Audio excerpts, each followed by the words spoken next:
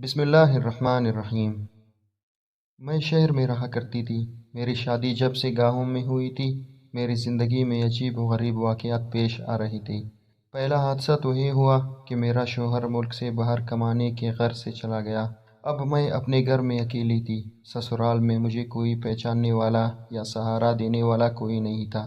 میں بس اپنی مدد آپ چل رہی تھی۔ ایک رات کا ذکر ہے کہ میں اکیلی اپنے کمرے میں سونے کی تیاری کر رہی تھی کہ مجھے باہر کسی کی قدموں کی آواز آئی۔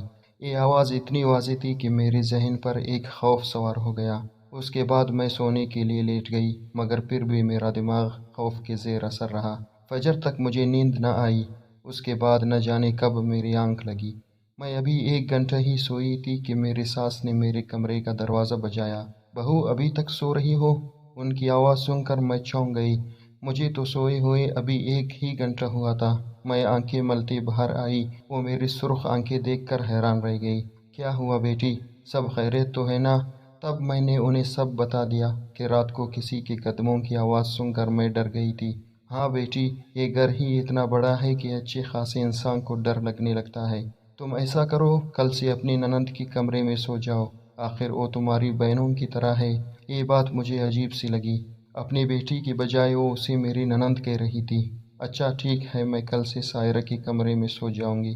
میں نے خوش دلی سے سر ہلایا اور آ کر ناشتہ بنانے لگی۔ ابھی تک سائرہ سو کر نہیں اٹھی تھی۔ اماں نے اسے جگایا، ہم سب نے ناشتہ کیا اور پھر وہ کالج چلی گئی۔ دن بھر میں یہی سوچتی رہی کہ آخر رات بھر وہ آواز کس چیز کی آ رہی تھی۔ میں نے اس بات کا ذکر کسی سے نہیں کیا۔ شام ہوئی تو میں یہ بات بھول گئی، مگر رات کو سونے سے پہلے مجھے یاد آیا کہ اماں جی نے مجھے سائرہ کے کمرے میں سونے کا کہا تھا۔ میں نے سائرہ کے کمرے کا دروازہ کھٹکھٹایا۔ اس نے دروازہ کھولا تو اس کے چہرے پر ناگواری کے آثار تھے۔ "کیا ہوا بھابھی، خیریت تو ہے؟" میں نے سائرہ سے کہا۔ "اماں جی نے مجھے کہا تھا کہ میں تمہارے کمرے میں سو جاؤں۔" "اوہ بھابھی، میں آپ کو اپنے کمرے میں نہیں سونے دے سکتی۔ میں رات دیر تک پڑھتی ہوں، کمرے کی بتی چلتی رہتی ہے، آپ کو نیند نہیں آئے گی۔" سائرہ کی اس بات پر میں نے اس کا ہاتھ تھام لیا۔ "نہیں سائرہ، کوئی بات نہیں، مجھے نیند آ جائے گی، اور تم فکر نہ کرو، میں تمہیں ذرا بھی ڈسٹرب نہیں کروں گی۔" میری بات پر سائرہ نے ایک بار پھر منہ بنا لیا اور بولی، "ٹھیک ہے بھابھی، کل سے آپ میرے کمرے میں سو جائیں۔" میں نے بولا، "نہیں سائرہ، میں آج بھی اپنے کمرے میں نہیں سو سکتی۔ کل رات میں نے عجیب سی آوازیں باہر والے رائے میں سنی تھی۔ اس کے بعد سے میرا من نہیں کر رہا کہ میں اپنے کمرے میں جا کر سو جاؤں، اور میں وعدہ کرتی ہوں تمہیں کسی قسم کی تکلیف نہیں ہوگی۔" یہ کہہ کر میں اپنے کمرے میں چلی گئی تاکہ اپنا بستر وغیرہ لا کر سائرہ کے کمرے میں ڈال دوں۔ لیکن جب میں کمبل وغیرہ لے کر واپس آئی تو سائرہ دروازہ بند کر چکی تھی۔ مجھے بہت برا لگا۔ میں اپنے کمرے میں جا کر سو گئی، مگر رات بھر وہی ہوتا رہا۔ عجیب سی آواز نے میرا دل ہلا کر رکھ دیا۔ اگلی صبح ساس نے پوچھا تو میں نے وہی شکایت کر دی۔ ان سے کہا کہ سائرہ نے اپنے کمرے میں مجھے جگہ نہیں دی۔ اس نے سائرہ کو ڈانٹ دیا اور بولا، "کل سے تم اسے اپنے ساتھ سلاؤ گی، اب مجھے شکایت کا موقع نہ ملے۔" اب سائرہ کے پاس کوئی بہانہ نہیں تھا۔ رات کو اس کے کمرے میں میں نے اپنی جگہ بنا لی اور کمبل تان کر سو گئی۔ رات کے نہ جانے کون سا پہر تھا، سائرہ کو پیاس لگی۔ اس نے مجھے ہلا کر جگایا اور بولی، "بھابھی بات سنیں، مجھے بہت پیاس لگ رہی ہے۔ ایسا کر میرے لیے جا کر پانی کا گلاس لے آئے، بہت پیاس لگ رہی ہے، طبیعت میں گھٹن سی محسوس ہو رہی ہے۔" سائرہ کی بات سن کر میں فوراً گھبرا گئی۔ "کیا ہوا سائرہ، تم نے رات کو کیا کھایا تھا؟" "بھابھی ڈاکٹر میں ہوں، آپ نہیں، جائے میرے لیے جا کر پانی لے آئے۔" میں شرمندہ سی ہو کر اٹھ کھڑی ہوئی۔ دروازے سے باہر جاتے ہوئے میں نے دیکھا کہ سائرہ غصے بھری نگاہوں سے مجھے گھور رہی تھی۔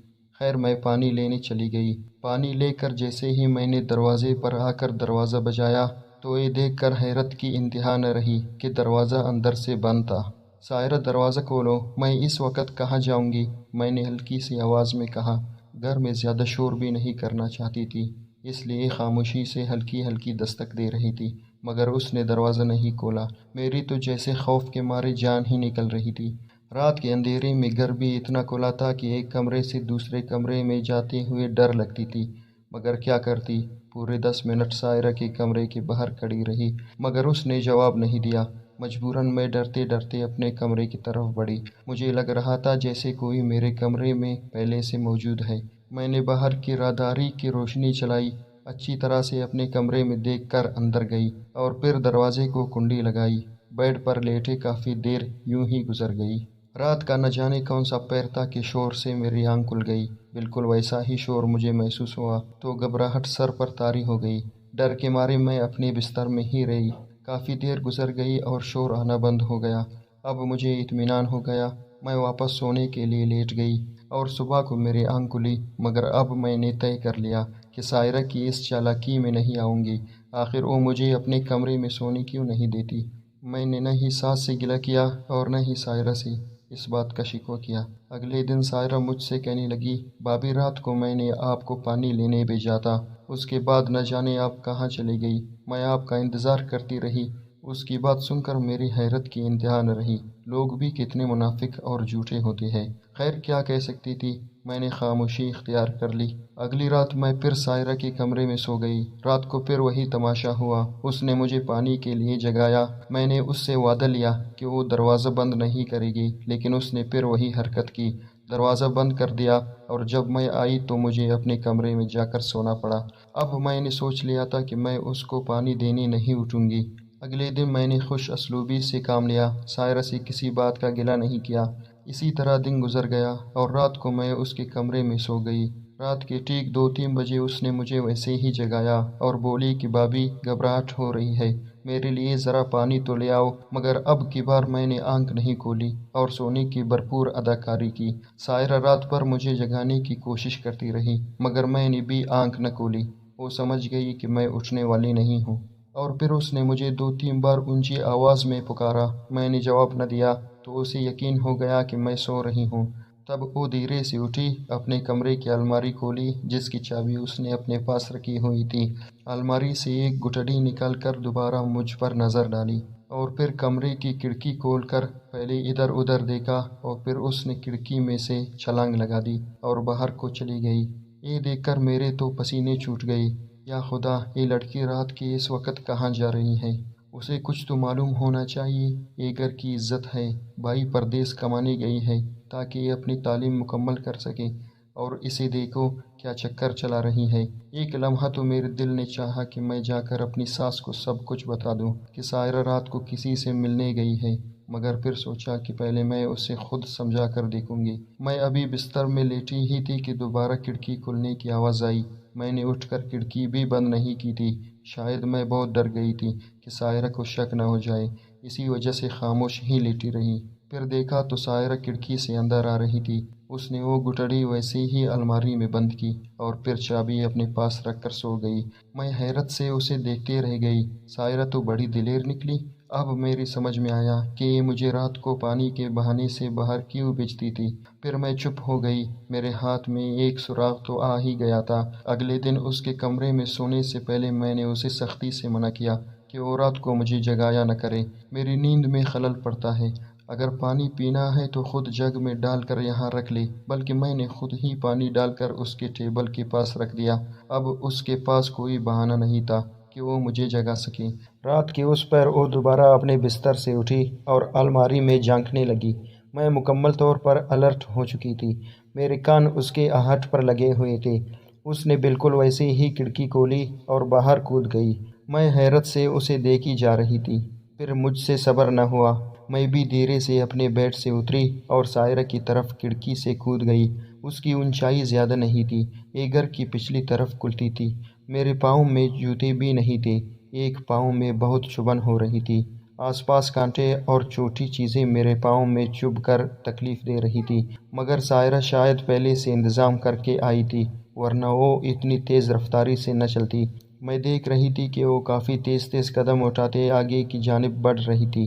میں بھی اس کے پیچھے پیچھے تھی، اگرچہ مجھے ڈر لگ رہا تھا، مگر پھر میں نے سوچا کہ اگر میری ننند اتنی بہادر اور دلیر ہو سکتی ہے تو مجھے کیا مسئلہ ہے، جبکہ میں تو حق سچ کی تلاش میں جا رہی ہوں، اس کی عزت بچانا چاہتی ہوں۔ تھوڑی دور جا کر اس نے پیچھے مڑ کر دیکھا، مگر خدا کا شکر ہے کہ اس کی نظر مجھ پر نہ پڑی۔ یہ ایک پرانا باغ تھا۔ سائرہ نے چھوٹی سی دیوار عبور کی اور اندر چلی گئی۔ وہاں جا کر اس نے نہ جانے کیا کیا، وہ زمین پر بیٹھ کر مٹی کھودنے لگی۔ میرے پاؤں میں سے جان نکلتی محسوس ہوئی۔ میں نے اور کچھ نہ کیا اور الٹے قدم وہاں سے واپس آ گئی۔ اب میں سوچنے لگی کہ ساحرہ کو قابو کیسے کروں۔ پھر بیٹھے بیٹھے میرے ذہن میں ایک خیال آیا۔ میں ساحرہ کی حقیقت جاننا چاہتی تھی۔ چونکہ گھر کے سارے دروازے بند تھے، اس لیے ساحرہ کے آنے جانے کا واحد راستہ کھڑکی تھی۔ میں نے وہ کھڑکی جہاں سے ساحرہ نکل کر باہر گئی تھی اسے اندر سے بند کر دیا اور خود پاس ہی بیٹھ گئی۔ میں اس کے آنے کا انتظار کر رہی تھی۔ تقریباً 1 گھنٹے بعد مجھے اس کے آنے کی آہٹ محسوس ہوئی۔ میں چپ کر بیٹھ گئی۔ ساحرہ نے ہلکی سی کھڑکی کھولنے کی کوشش کی مگر کھڑکی اندر سے بند تھی۔ میں نے سرگوشی کی آواز میں کہا، ساحرہ مجھے تمہاری حقیقت کا اندازہ ہو گیا ہے، لیکن جب تک مجھے تم ساری بات نہیں بتاؤ گی میں کھڑکی نہیں کھولوں گی۔ صبح تک تم گھر سے باہر رہو گی، نہ تو تمہارے گھر والے تمہارے بارے میں کیا سوچیں گے، اس کا اندازہ تم خود ہی لگا لو۔ میری بات پر ساحرہ غصے میں آ گئی۔ بھابھی تم پاگل تو نہیں ہو گئی؟ جلدی دروازہ کھولو، مجھے اندر آنا ہے، سردی لگ رہی ہے۔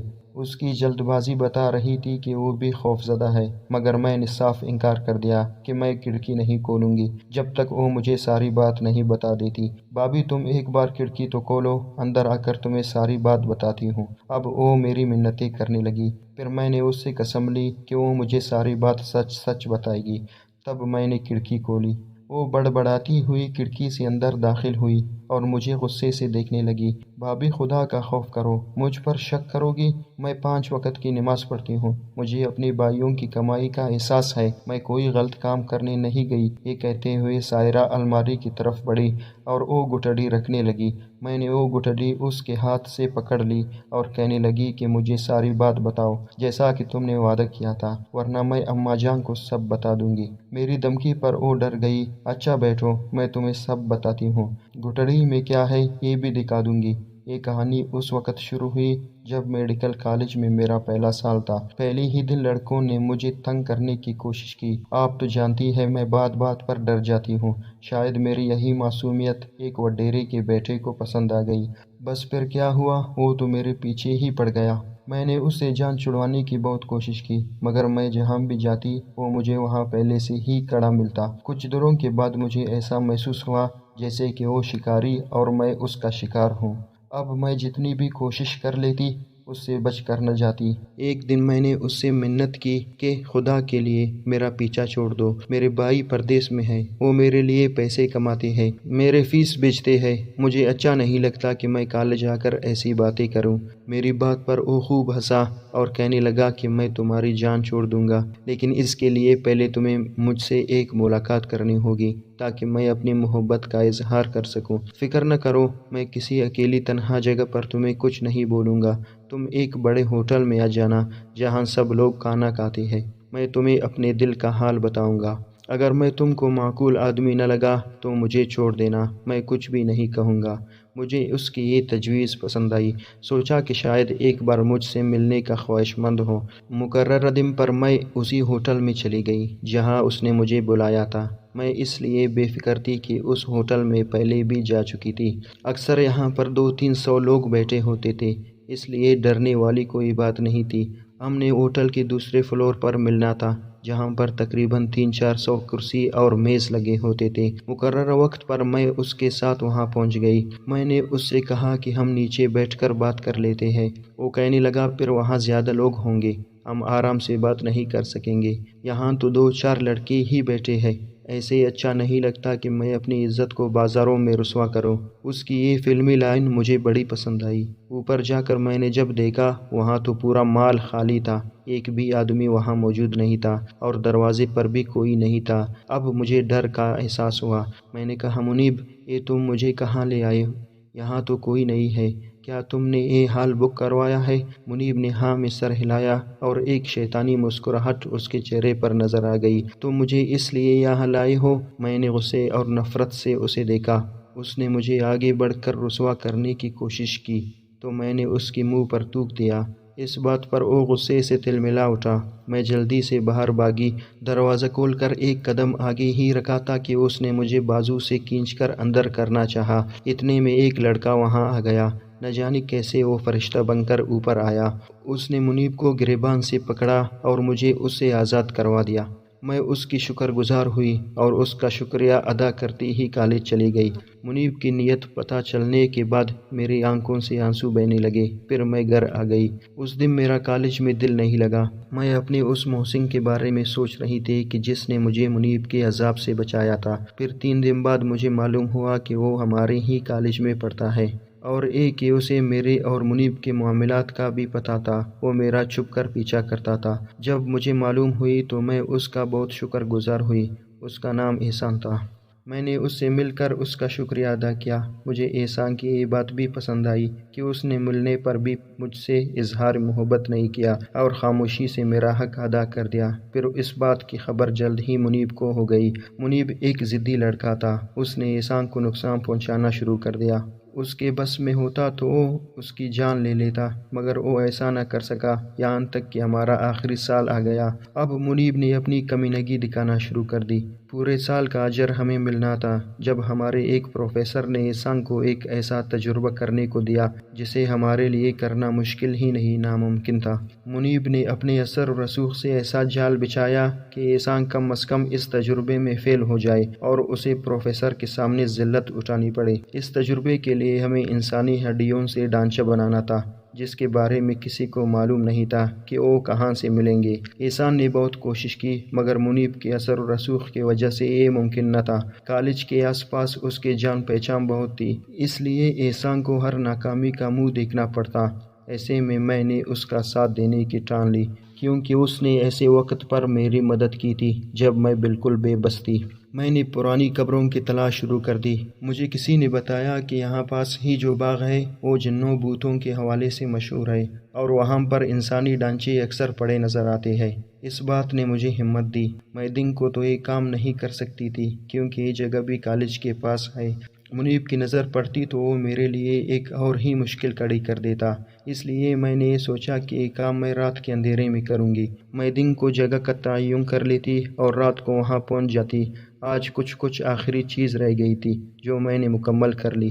یہ دیکھو، اب سب کچھ پورا ہو گیا ہے۔ اس نے خوشی سے اپنی گٹھڑی کھول کر مجھے دکھائی تو میں حیران رہ گئی۔ میں نے اسے سونے کا کہہ دیا اور خود اپنے بستر پر آ کر لیٹ گئی۔ پھر وعدہ کیا کہ میں یہ بات کسی کو نہیں بتاؤں گی۔ میری نند کی پڑھائی مکمل ہونے کے بعد میں نے اپنی کوشش کے ساتھ اس کی شادی احسان سے کروا دی، کیونکہ یہ بات سچ ہے، جو لوگ ایک دوسرے سے سچی محبت کرتے ہوں ان کے درمیان نہیں آنا چاہیے۔ مجھے اس بات کی خوشی ہے کہ سائرہ اور احسان کو ملانے میں کچھ نہ کچھ ہاتھ تو میرا بھی ہے۔ اللہ میری نند کو ہمیشہ خوش رکھے۔